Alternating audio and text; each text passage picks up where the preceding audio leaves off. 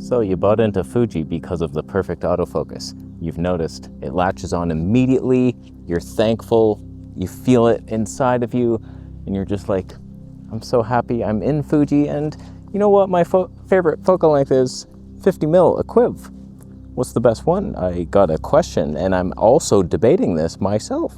So I did a bunch of research, and we will go over the 5 best options and the 6th one that we're on now for some reason. All I want is the perfect camera. All I want is the perfect camera. So currently we're on the Fuji X-H2S with the Canon EF 50mm 1.2 speed boosted. This is the ultimate background annoyance for you. I blurred it to oblivion. I took you to a nice place. I didn't let you see it. This is what assholes do. Don't do, what is that? It's a piece of wood. Yes, I'm afraid of it. So this is one of the options.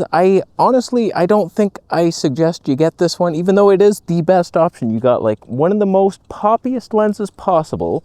You're blurring the background the most. The autofocus, we'll see it today, but I brought another option and we talk about the others, and there's some math ahead for you. You'll like it. Just because you failed 11th grade math doesn't mean you'll fail my class. So this guy is debating the XF35 or the Voigtlander 1.2. Now I used to have the Fuji 35mm 1.4. It's a glorious lens. I was just kind of underwhelmed just because of how much hype it had behind it. It was like, people were blowing that lens up like this is the legendary Fuji lens. And so I tried it and I was like, okay, it's like way sharper than I thought it should be.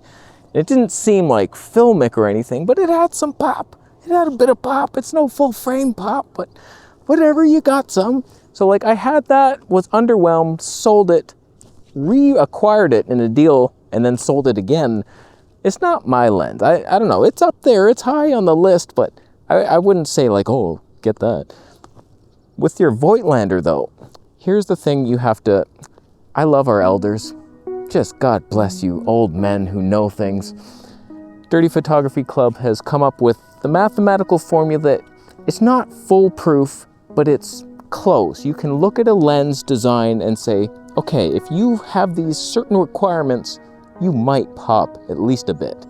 Before we get to the math, let's stop it down a bit. I will stand right here. 2.8 maybe? It could have me. Doesn't. Does not. Oh, that was a cool move. Didn't see that one coming. Okay. Uh-oh. Uh-oh. Oh, this is what happens when you see. I think that's what Fuji doesn't love. The speed booster, you can't stop it down. It won't allow it. Well, you think I don't have a backup plan? Oh, you think I don't know what I'm doing out here in the water? Okay, we're focusing on, oh God, don't overshoot it. Focused on the tripod. And now there's a 37% chance that I'm actually in focus. My shot was just ruined. Oh, I had one chance at that line. He respected the outer boundaries. Mr. Waterboy had to be close to the water, I get it, but okay, so now I'm in a prison, I can't move. I tried to stop it down, I tried to be good, but I couldn't. So we're at 2.2 because I do believe my 1.4 will be somewhat equivalent to that when we switch in a second here. So when it comes to these numbers, very simple math, element count divided by the groups. So your 35mm 1.4 Fuji lens is 8 elements in 6 groups. You divide it, get the number. It should be higher than 1.27. If not higher, higher the better for the pop. If you're less, uh-oh, you're flat as hell, but that's just one of the equations. So your 35mm, it's a 1.33. So you're popping a bit. There's scales to the pop. So like your Voigtlander, same. 8 groups. I mean, 8 elements, 6 groups. So, cool, but that Voigtlander, it has an abnormal partial dispersion element. No idea what the hell that is, but if it's an ED element, which it sounds like it is, you could potentially have less pop than the Fuji. So you just dropped a rank, Voidy boy. This Canon EF 50mm 1.2 for full frame, same, 8 elements, 6 groups. So you're on that playing field, but I do believe because it's full frame, you're just gonna see more pop anyway, no matter how far you stop it down. So like, cool, but can you use it? Like, I've already shown you that it's literally unusable if you stop it down. So not exactly reliable, and it's very heavy. That's why it's not really even on this list, although I wrote it down. So really there's 5 options in my opinion, and let us start with probably the worst option. Surprisingly to me, it's just excitement-wise, just tying everything all in together. Voigtlander 35mm 1.2 is actually at the bottom of my list, just slightly above this one. Just because you're manual focus only, you're 1.2, that's even harder. What the hell just flew by my head? That was terrifying. And kind of pricey for what it is. And your same pop as the Fuji 35 1.4 element count wise. So that lens autofocuses, probably sharper. What's the point? Like at this point, you weigh your options and it's like, Fuji lens, used, cheaper, easier to sell, like more people want it. It's way better. Now, before we get to the next worst option, I do believe I have to switch to it for you to fully envelop it in your soul.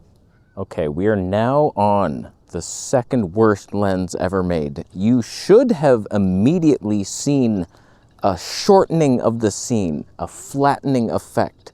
That's what I've noticed when I test these lenses, 3D pop versus flat, and I'm on the flat lens and then I switch to a 3D pop lens and all of a sudden the background just seems to get longer because you can sense depth now. We're on it.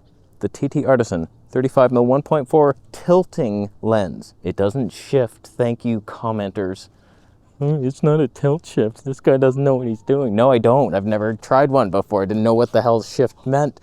I was expecting buildings to shift and I was like, how come that effect isn't happening? Because it doesn't shift at all. It just tilts around. And the reason it's on my list higher than a Voigtlander, like what the hell are you talking about? It's because of how fun it is to tilt. And we will be doing that very soon in a shopping theater near you.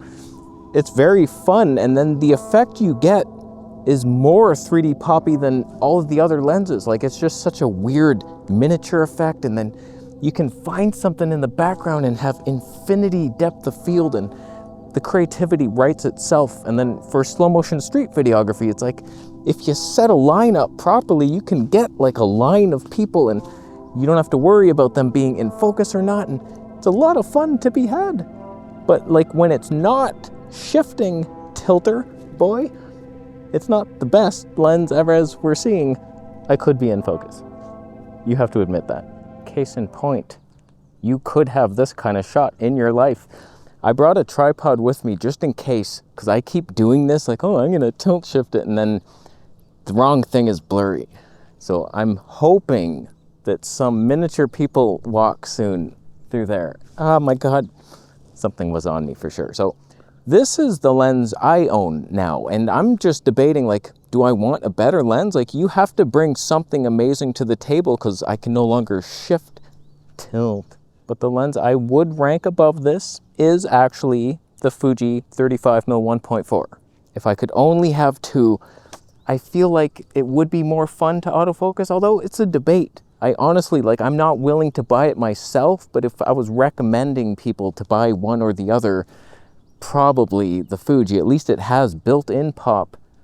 I'm just experimenting over here. I don't know what's gonna happen. I could be in at some point. So, like, that's a fantastic lens. 1.33 times pops and no ED elements. That is fun times. How come there's no people running? Yeah. Fat, lazy assholes. Dude. Run, miniature dwarfs. Don't dwarves need to lose weight? I have to be the dwarf. Okay, fine. So Fuji is good. I need to lose weight. Where's my cookies at the end of the trail? It really is a fantastic lens though, that Fuji. It was surprisingly sharp, and I wasn't expecting that. I was like, I look uglier in that lens, but whatever. You're doing street photography stuff and you're getting your video. It was pretty reliable doing stuff like this. Only when I'm adapting glass is Fuji not reliable. It's just not smooth. That's Fuji's problem, but whatever. You'll live. So the second lens on my list, potentially better than everything we've talked about so far, the Mitacon 35mm Tony 0.95 lens. I'm just throwing that into a lake. It's a fantastic lens. I used to have it. I just haven't tested it in a situation like this. Flat Earth Santa gave it to us with the Fuji X-T4, and it was like, it looked glorious every time I tried, but I was often out of focus. I often missed that shot, but it should have more pop than anything ever discovered. 11 elements, 8 groups for a 1.375 times factor of life, but it does have one ED element with 3 high refractive. Here's some math for you. Just slap yourself, get some smelling salts, don't fall asleep. ED elements ruin your pop, but they're counterbalanced by high refractive index elements. In my opinion, it would be better without any of them, in my opinion. If you have no ED elements, you pop more than a 1 ED element with 3 counterbalancing refractive index elements. I moved. Math makes you sleepy, and you were about to click off my video costing me valuable ad revenue, and I would not be able to afford more lenses to buy to test. There's a potential chance that my head is in focus and some of those boats are also. It was hell trying to set it. I was like, why isn't it tilting properly? What can I do with this? This is the dumbest shot of our time.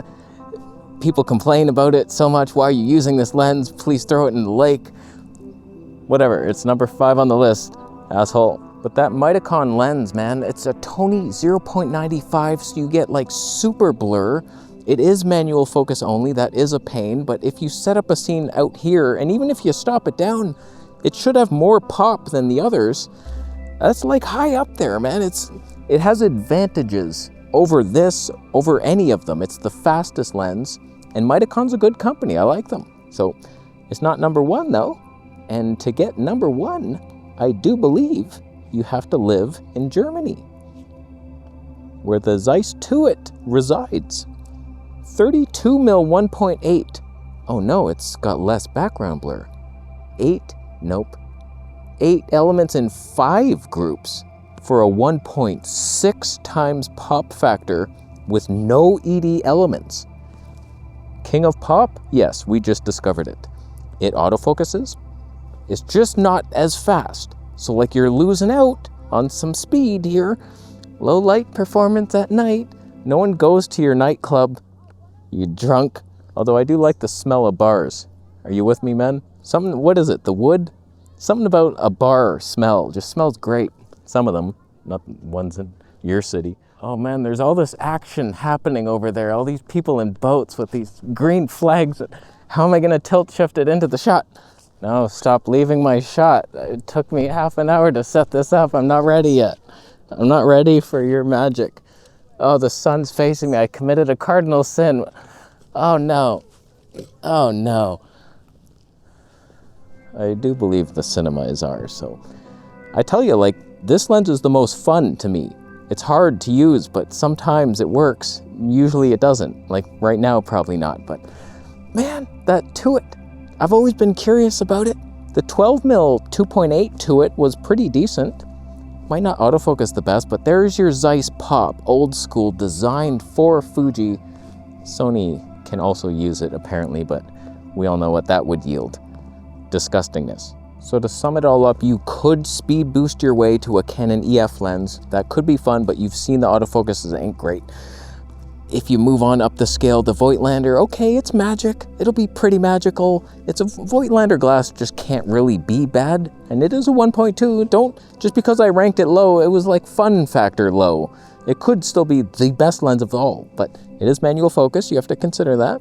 If we're moving on up, this lens, it's bullshit, but it's fun. Come on, admit it. It's funnest lens, number 1 in fun, for sure. And then, okay, Fuji, the obvious one, 35mm 1.4, you could do it. If it was me deciding, okay, I want to upgrade this bullshit tilt lens, I need a true 50mm Equiv for Fuji, I am leaning the Mitacon. Honestly, I would lean that. It would be fun. Like, I already have 50mm 1.2 for Canon that autofocuses. So like in my life, it'd be cool to slow down a bit, set up your shots, potentially more pop. That would be fun. If not, I would go the Zeiss just to test it, but it might suck. For all I know, Like, numbers aren't everything. Just because there's an equation that proves that God exists, you have to believe in here. So it's not all numbers, left brain boys. So relax sometimes. They all leave my shot. How dare you? How dare you? Who's winning the race? We'll never know. But tilt shift is the only way you could have ever known. So they're all available through my affiliate links, of course. That takes time to make. That's annoying. And I might make 40 cents. And I will use it for gummy worms. I'll leave now after Bitcoin gets donated. I'm sweating. Subscribe for me when I was saying it. The hell was that? Did you see that? Something flew directly. That was an attack.